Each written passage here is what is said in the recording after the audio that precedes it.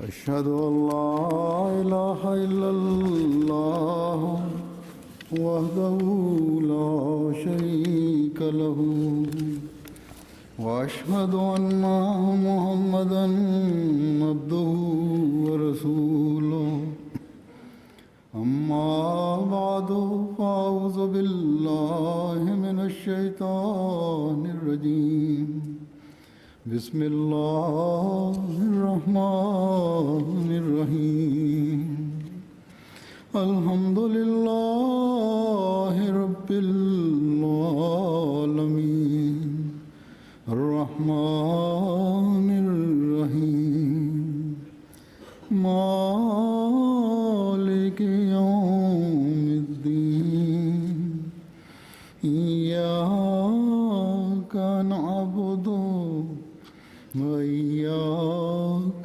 نستعين إياك نعبد وإياك نستعين اهدنا الصراط المستقيم صراط الذين أنعمت عليهم غير المغضوب عليهم ولا الضالين. اس وقت بنگلہ دیش کے جلسہ سالانہ کے پہلے دن کے افتتاحی اجلاس کے لیے خطاب کے لیے میں کھڑا ہوا ہوں. یہ جلسہ سالانہ جو بنگلہ دیش میں ہو رہا ہے یہ نئی جگہ پر ہو رہا ہے جو کرائے پر لی گئی تھی، اور اس لیے کہ تاکہ زیادہ تعداد میں لوگ شامل ہو سکیں. لیکن بدقسمتی سے، قوم کی بدقسمتی کہنا چاہیے، ہمارے لیے تو اللہ تعالیٰ ہر برے حالات میں بہتر حالات پیدا کر دیتا ہے.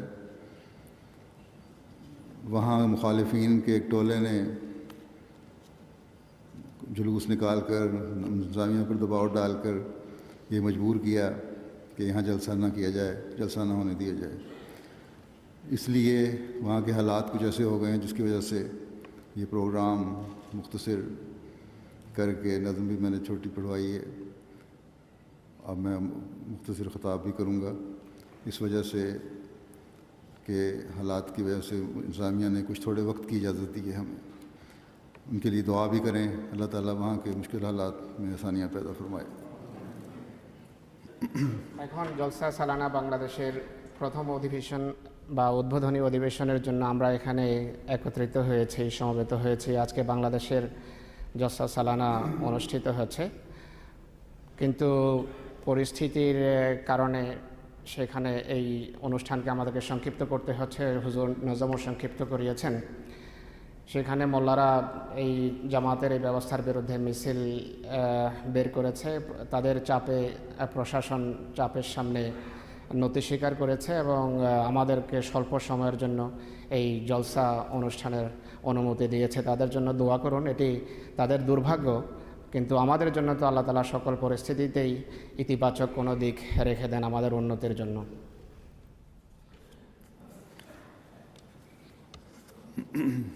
جیسا کہ میں نے کہا، پولیس نے اور انتظامیہ نے ہمیں تھوڑا وقت دیا ہے کہ 5 بجے تک یہ ختم کریں.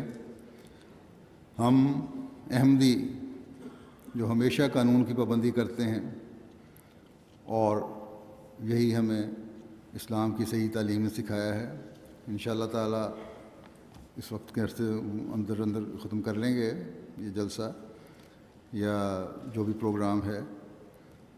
کیونکہ جیسا کہ میں نے کہا، ہمارا مقصد کسی قسم کا فساد پیدا کرنا نہیں، بلکہ ہم صلح پسند اور امن پسند لوگ ہیں.